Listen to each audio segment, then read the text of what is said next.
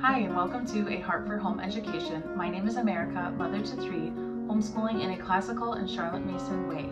Today we're going to be talking about why Charotte Mason's approach to teaching reading didn't work for our family and what we use instead.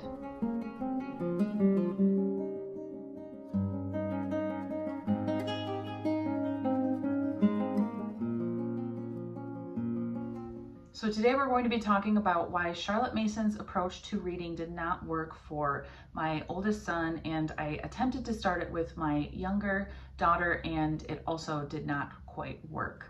So now I have sort of morphed into appreciating a more robust phonics approach rather than sort of a random piecemeal, let's pick a poem and memorize all these words and sort of a sight reading type approach. So before I get into the content of this video and sharing my experience, I want to reiterate that this is just my experience with using the Charotte Mason approach to teaching a child to read. My main issue with Charotte Mason's approach to teaching children how to read is that children need specific, explicit phonics instruction. They need a complete and ordered scope and sequence and copious review. They need to learn phonics rules that they can use and apply to many words, and we cannot just rely on teaching them words by sight. Of course, there are sight words that we have to teach them, words that do not follow these phonics rules, but we cannot just go through a random poem and pick words out for them to memorize. I know it may work for some people, but I just do not see how that is a sustainable and retainable approach to teaching your child how to read. Now that's tough because most phonics curriculums include a lot of twaddle and they are not very aligned with Charotte Mason's approach to literacy and just to enjoying really good books. So it does add some complications, and I would think that most Charotte Mason purists would not be recommending a full phonics approach. However, I think that Charotte Mason herself would have been up with the times of modern phonics research, modern research on how we teach our children to read. And in the last 100 years, that research has come so far. And now we know that there are multiple things needed for a child to retain their literacy skills and to grow in those literacy skills and have a strong foundation. So I personally do not think that Charotte Mason's methods are best for teaching children how to read, but of course you will find mothers who it worked wonderfully for their children, and so you will just have to weigh it on what you think will work for your children. Another thing that I want to say is that I was so hesitant and had such a hard time letting go of that idea that Charotte Mason had given me of how this should work, and the approach of just take it slow and eventually it will click.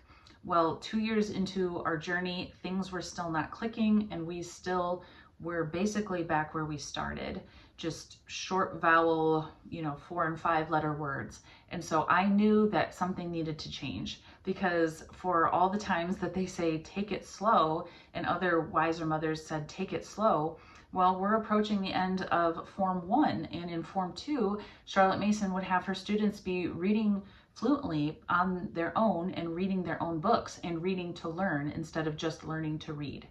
So I just want to share my experience and sort of caution other mothers or encourage them to maybe let go of that idea of being a Charotte Mason purist and just using your own mother's thinking love and thinking through what your child needs and the unique and individual aspects of your child and what makes them an individual and how do they learn, and approach your curriculum search in that way.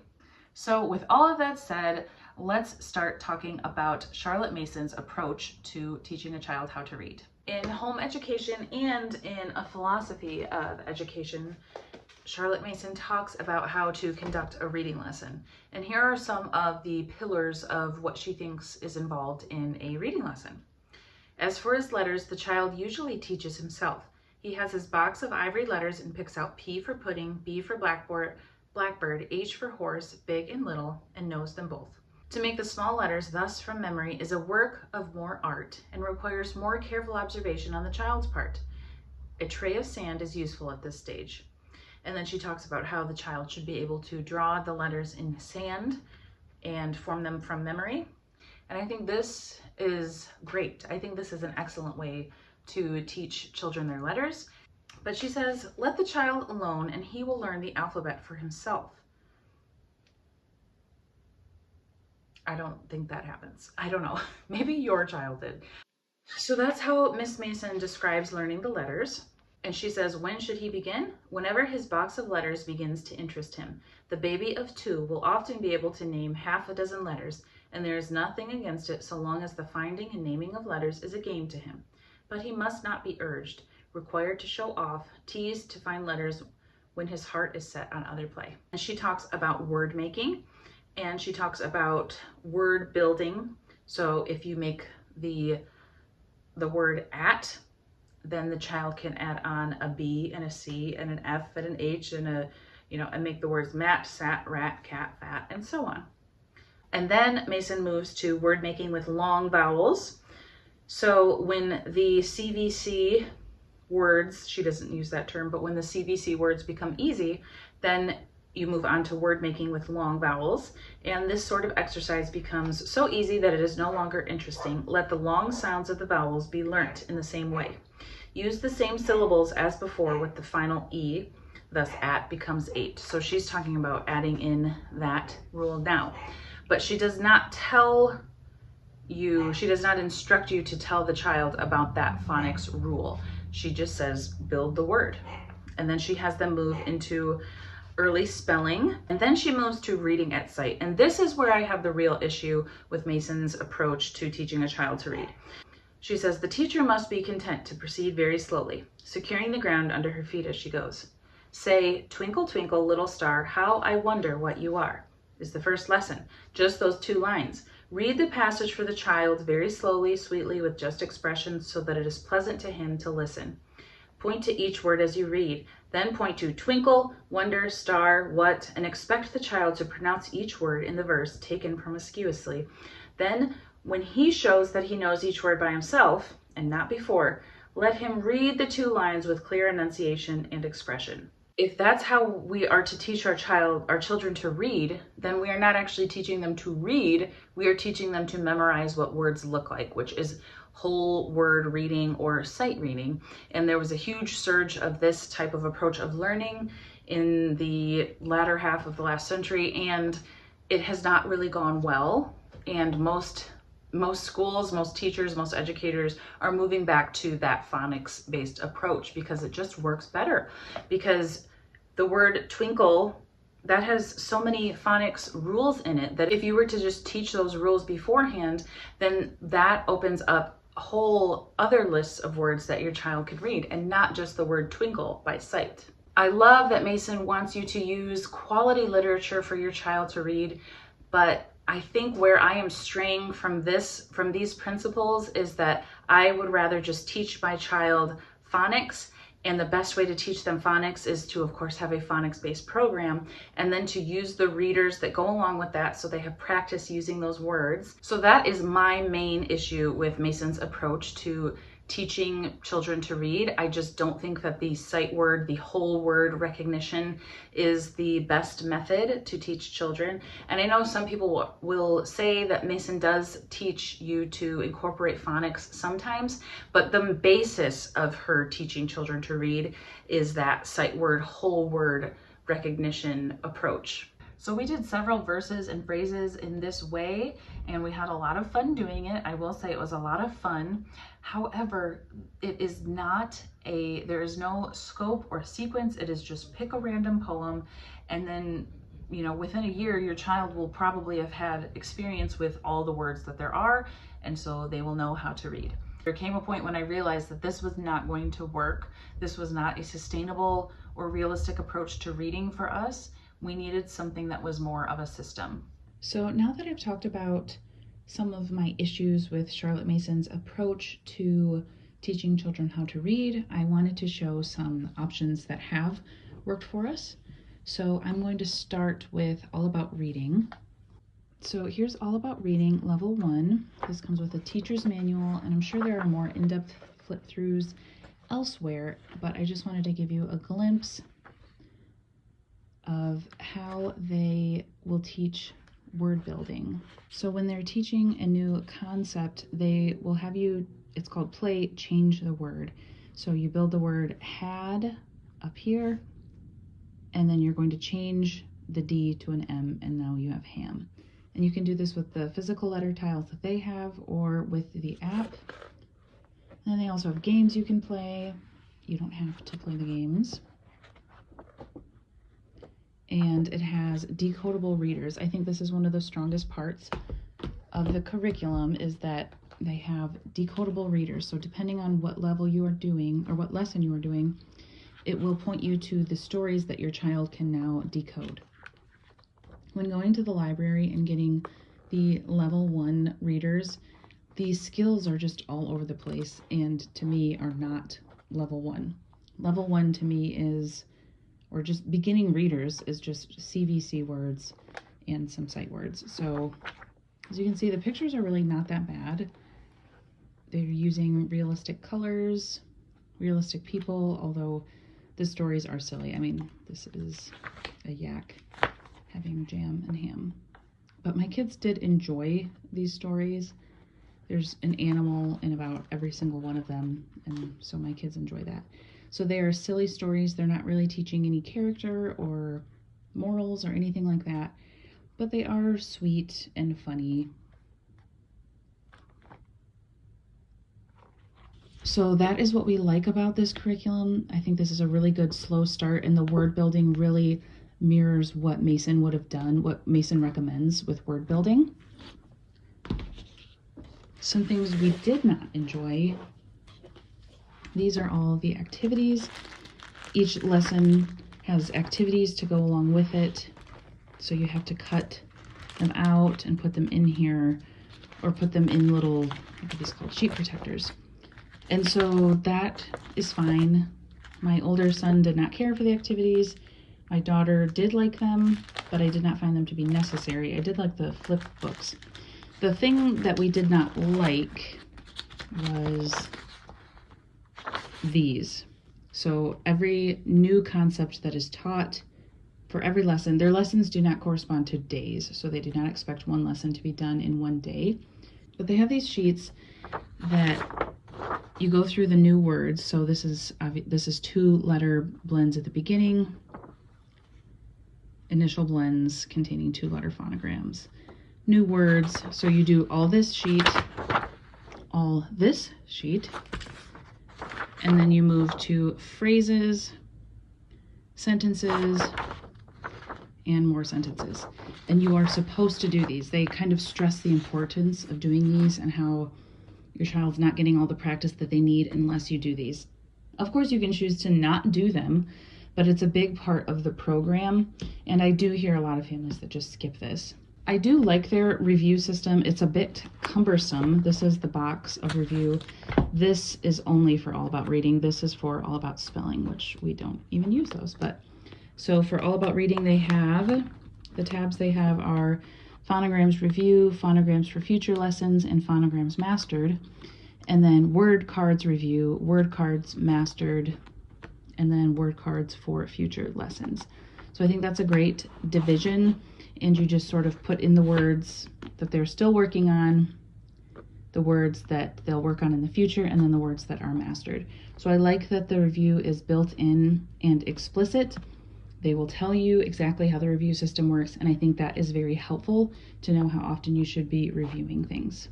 So these are the other readers. This is something helpful. It's a viewfinder bookmark. So the words fit right in the viewfinder, which is helpful if you have a distracted child. These stories are very similar.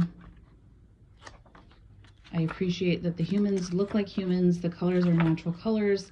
However, the stories tend to be on the silly side. This was the book that my son, I could tell he was sensing the silliness, and it was actually kind of inhibiting his comprehension because the stories tended to not make total sense. And so my son was like, I don't understand this sentence because it doesn't make sense. So we did not make it through all this, did we? No. Maybe we did. Yeah, these are looking familiar. So we must have made it through all of these. But it was clear to me that he needed a reader with a bit more substance because, yeah, towards the end, these are just silly. So this is very similar to Mason's approach with the word building in the beginning. However, I think it's strong in that it explicitly teaches you how to teach blending to your child. So this teaches blending, and then after that, where I sort of stray from Mason's approach, is that it explicitly teaches phonics and phonics rules. So I would recommend this program. Next up is a sort of no-nonsense program, Blumenfield's Alpha-Phonics. A friend recommended this to me. This is so straightforward. There is not much busyness. It does have instructions in the back for how to teach the lessons and how to introduce things and how to communicate the concept to your child, so you're not just saying, okay, DG, E says J, and then going through it. It has ways to introduce this. The usual pattern for this is to teach a lesson or two of new concepts and then go on to, it'll usually have like, you know, these word lists, and then it has sentences and phrases to put in. What I really like about some of their review lessons are that these are mixed. This is a mixed review. These are not all following the same patterns and concepts. So if you're noticing a pattern with your child messing up on certain categories of words, then you can go back and review those. At the beginning of Alpha-Phonics, they have pre-reading and alphabet exercises. I think there are better ways. I think Mason's ways of reviewing letters are a little bit better than this. However, it is still an option if you'd like some variety. And then it does teach you, you know, and in the instructor's guide, it tells you how to teach blending to your child. So right away on lesson 1, you've got your child blending letters and reading. So I really like this one. This is straightforward. This is what we're using right now. My son really likes how straightforward it is. Just tell me what the phonogram says, give me some practice. And the trick to this one is that whatever lesson you're on, I usually go back 2 or 3 lessons. So if we're on this lesson right here, lesson 92, I'm going to go back 1, 2, 3, and I'm going to have my child read a row. And if they are nailing it, if they've got it, then great. We can move ahead and review one of these. But the trick is to go back 2 or 3 lessons and review just a row from each lesson, just to keep things a little bit fresh.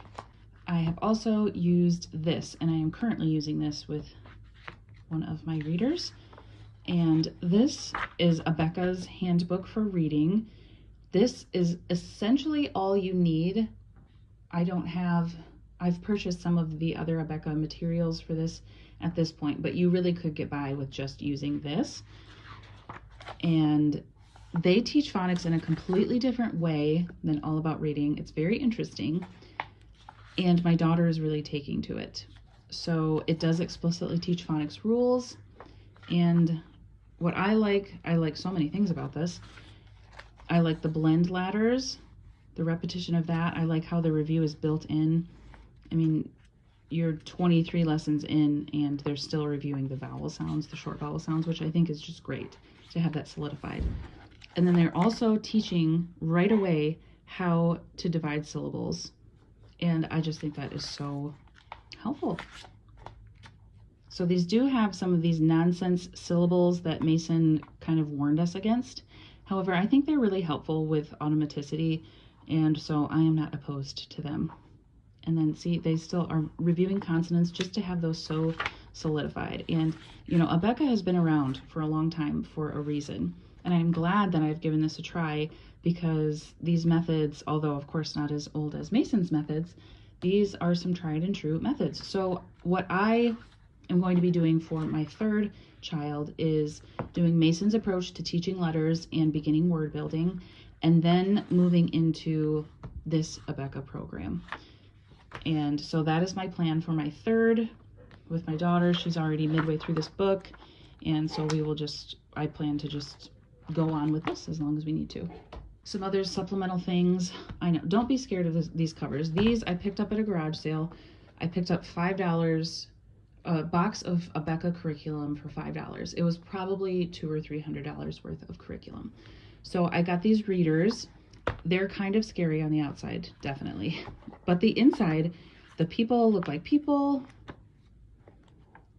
And I mean, I suppose a little bit more abstract, but it's realistic. It's not cartoony.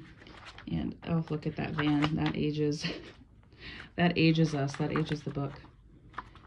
And they're going into nature, and they are teaching some characters, so they have more substance than the All About Reading readers. This is another great reader option. These have folk tales, fables, nursery rhymes, poems, like real poems, like this is a Rossetti poem, German folk tales. They have so many great little stories, and we've really enjoyed this. So I would recommend the Abeka readers, definitely above the All About Reading readers, but I also would highly recommend this. These just have less cohesive of phonetic patterns, so you'll be kind of searching the stories for whatever phonogram you are working on, but I still recommend them. These are some other readers. These are the Pathway readers.